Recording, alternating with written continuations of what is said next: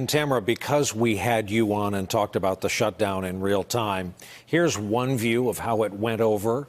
Let's just say in America to the west of Washington, D.C., Salt Lake Tribune, 54% in a poll would not vote to reelect Donald Trump. Now, usual caveats, 2 years out, early yet, no identified specific Democratic candidate.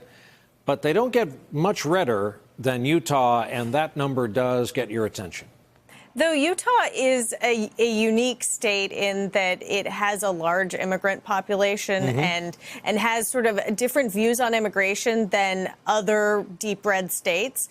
So that might be affecting it. As you saw in Utah, Mia Love, the Republican congresswoman, ended up losing in the midterms, which was one of those more surprising results. But this is not a great time for President Trump. His approval ratings in any number of polls are not where he would like them to be. And, you know, the reality is that we're sort of in this lull, in this time of uncertainty between the longest government shutdown in U.S. history and what comes next. And it's not clear what will happen. President Trump, many of his allies even will say he lost round one. And now there's this period of time waiting to see what happens in round two.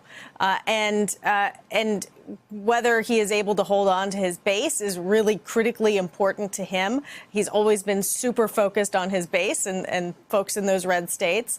And it's not clear if round two doesn't go much better than round one in terms of the wall actually being built, what will happen for him. And Franco, as Tamara correctly points out, as we enter this kind of phase two, we also have a preoccupation to our south.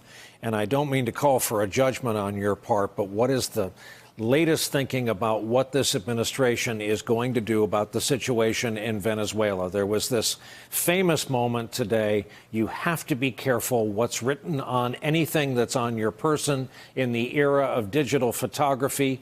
Bolton, National Security Advisor, in the, I'm sorry? Oh, this was Monday, in the briefing room with a legal pad mentioning 5,000 troops to Colombia on the border?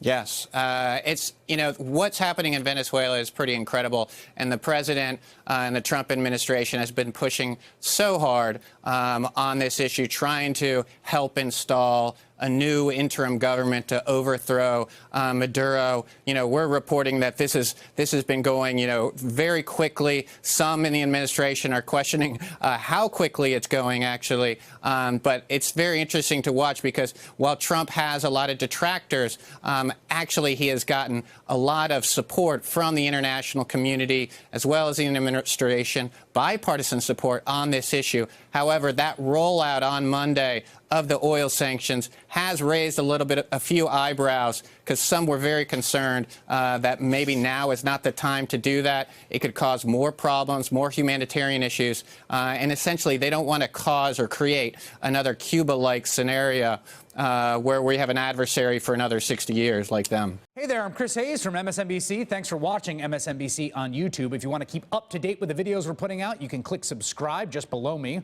or click over on this list to see lots of other great videos.